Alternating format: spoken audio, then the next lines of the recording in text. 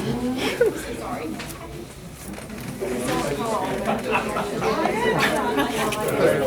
And it's a fun right here.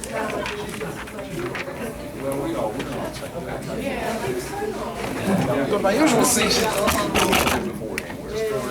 We're on.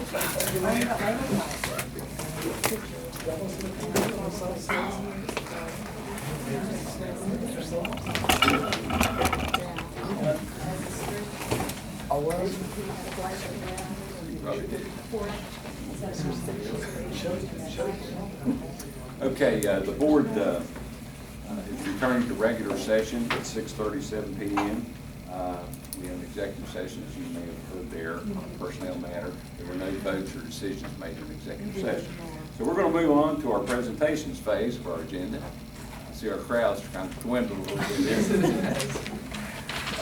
But next we have Shelley Gaines of Rickman Tower. We're going to talk about early childhood education, CTE. Yes. How's all decked out tonight, everything? Oh, Shelley, you're a brave person. No offense. We're glad to have you. How can we help you this evening?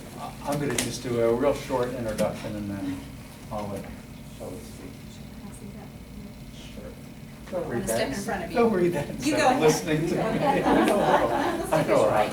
I just want to give you a little bit of background, sort of on how we got to this point.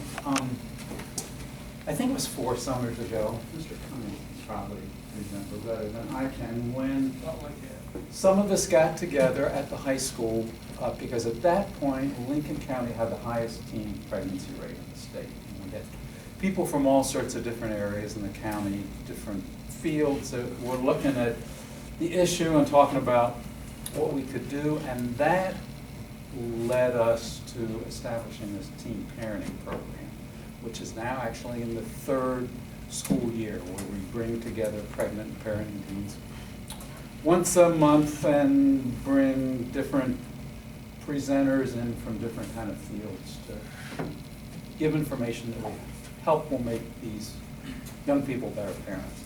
And then last spring, I talked to the board about the fact that we were partnering with Southwestern Community Action to go after a planning grant from the Greater Kanawha Valley Foundation. I think, I can't remember who was on the board at that time, but some of you folks were. And we were able to get that grant. And they're both long-term and short-term goals that have sort of been the drivers for that. I think the long-term goals that are impacting both the teen parenting program and this grant that we went after to the Greater Kanawha Valley Foundation. One of them is that we want to keep teens in school, pregnant and parenting teens. We don't want to lose those students. We want them to stay in school. We want them to graduate. We want to increase their skills so that they will be better parents, and so that in turn will give us better children who are more successful as students and more successful as parents as well. And we also are hoping to provide more job opportunities to students in Lincoln County. So last spring, as I said, we went to the Greater Kanawha Valley Foundation through Southwestern Community Action, and we were able to get a planning grant. The planning grant was to work on moving toward establishing a certified early childhood vocational program at the high school and establishing a child care center at the high school. So once Greater Kanawha Valley Foundation made the award, we advertised, and we knew that these were ambitious things we were looking at. And they were things that there are not a whole lot of models for either of these ideas. We were really fortunate to be able to get Shelley Gaines to take on the position that this grant is funding. Shelley's been in the county for a while. She directed the Appalachian Women's Leadership Program that reached out to high-risk teens for 10 years. And now we've got her working on this, and she's bringing the same kind of drive and intelligence and knowledge of how you make things happen that we know that we need in order to get both of these initiatives off the ground. And what we want to do is we want to, as we find out things and as we have ideas, we want to bring them to you, both to get your opinions and guidance. In some instances, we're going to need your approval on things.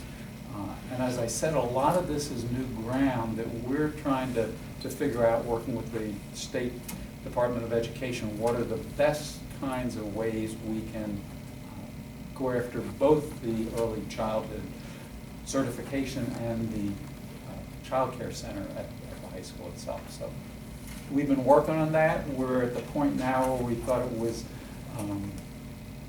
important and prudent to tell you what we've learned and see what your ideas are and ask for some guidance. So that's where we are, and Shelley's got some things. I do have some things. I'm gonna grab this, 'cause I'm sure you guys will have some questions, and I'll have to bring mine.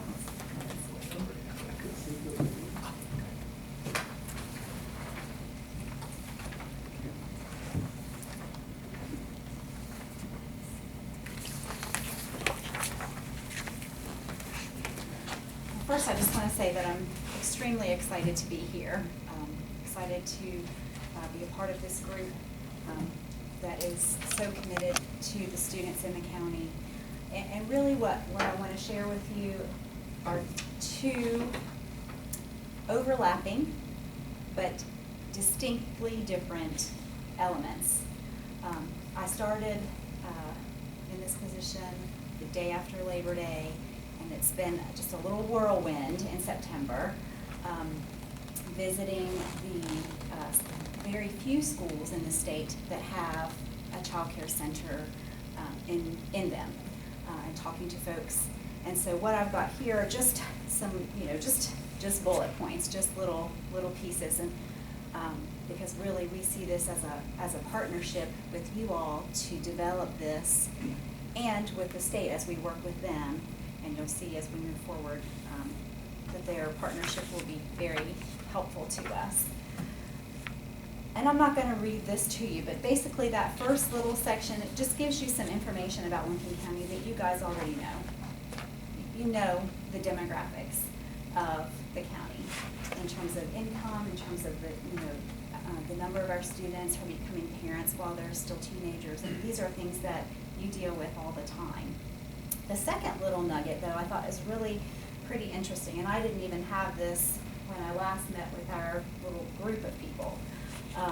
But I read a technical report that's only not even a year old now. And so, Dana, you can feel good, because in the country, only half of graduating students move on to college. So we're right there. We're right there. 70% of the labor force doesn't have a degree of any kind. And yet many high school curriculums are set up pushing the bulk of the students towards college. Okay? When you compare that to the places in our workforce where there are new employment opportunities, there's a real mismatch, because the highly skilled professional sector is stable or shrinking in terms of job opportunities. And the growing markets are in the paraprofessional or semi-skilled markets, okay? And so this report, which came from the National Education Association, was really saying, gosh, let's all, everywhere across the country, let's really take a look at our career and technical programs, because we know that half of our kids aren't going to go to college anyhow. And quite honestly, there's not a need for them to go, because 3/4 of the people who are employed right now didn't go. And the places where they're most likely to find jobs don't require a college degree. So that ties into the early education, early childhood education training program. So what we wanted to share with you is what we've learned, and this is not in the bullet points. What I did in visiting those schools last month was realize that there are a couple of different models out there for an early childhood education program. There's a lot more politics around that than I ever would have expected. And I'm being very candid with you all. I hope that that's okay. There's a lot more politics around that. And the current model is the one that we are suggesting we follow. The current model is an early childhood education certification. This is in that last little segment of bullet points. There are 4 courses in that model. Typically, juniors and seniors, they would take a course each semester, those last 2 years of high school. And to get fully certified, they need 480 hours of hands-on practicum, okay? And the reason that this is the model that we would like us to pursue is because when our folks, male or female, leave Lincoln County with that certification, they can serve as teachers in preschool settings, teachers' aides in preschool settings, teachers' aides in kindergarten settings, and all the things that the old program would allow them, which would mean they could work in any child care facility. Okay, so it's giving them the additional opportunities of being able to be teaching assistants or teachers' aides, which we know has, whether it's right or wrong, it's just the world, has a whole different level of income and benefits associated with it. So it gives our students more options. So that's one piece. We'll come back to the money piece in the end, because I'm sure everybody wants to know the money piece. So that's one piece. The other piece is the Child Care Center, or the Child Development Center. Throw around different words. Again, I'm just beginning now to look at places in the state that have best practices. So the state licensing board is telling me, I've asked them, where do we have amazing facilities where our little ones, our babies and our toddlers and our preschoolers are getting not just the standard care, not the minimum, because honestly, this is way too much work to put something in place that's just going to be the minimum. We want something that's going to be the absolute best that we can provide to those little children, to the teens, and to the students that are going through this program, walking out, who are then going to take care of another generation of kids. Okay. So just checking into what those centers look like. We would like to offer child care services primarily. First priority would be to our students, to our teens that are parents. Because like Rick said, we want to keep them in school, we want them to graduate. And the more that they're there and involved and engaged, we can work with providers, Birth to 3 and other agencies, so that those little ones are getting all the things that they need very conveniently.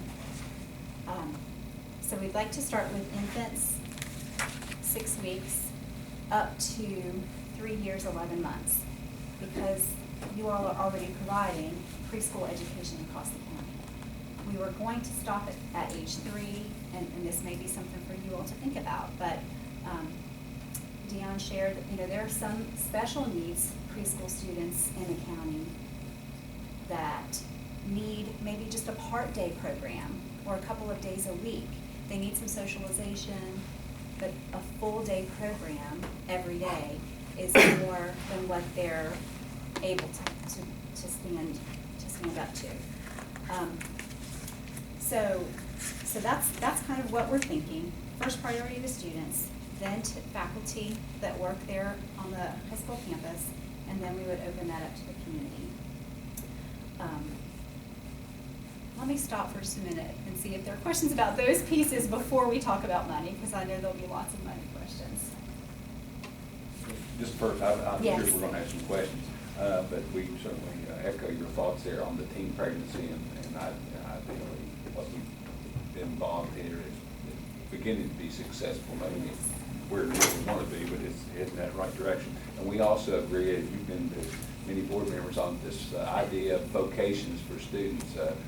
We discuss it probably about every board meeting, realizing not all students go to college, so we're all with you right there.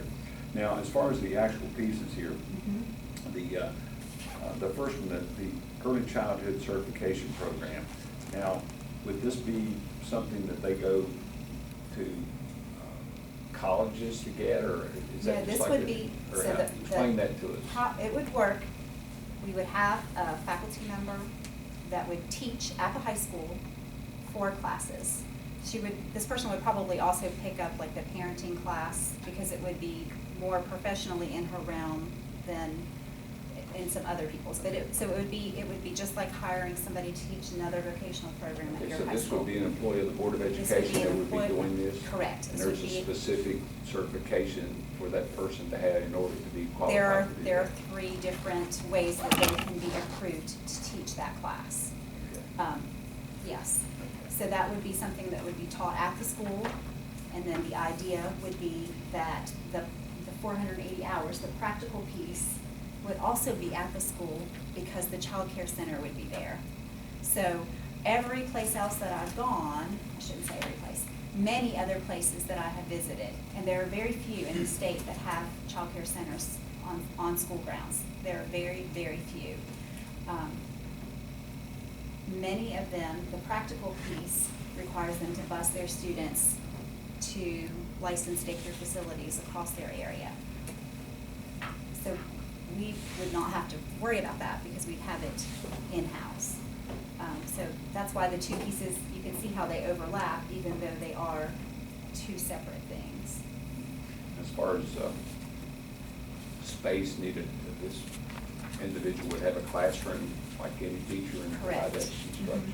Correct, yes. You all have any questions along here? Just chime in if you will. Dwight? I'd like to just follow one thing on what you Please. said there with the practicum and the students that are getting this to be certified. Lincoln County only has 1 officially licensed daycare at this time. Yes. So without the daycare part being part of this, we don't have the way of doing that for our children and giving them the practicum to get the We 480 wouldn't. hours to be certified. We wouldn't bus them, downtown. We would have to bus them out of county.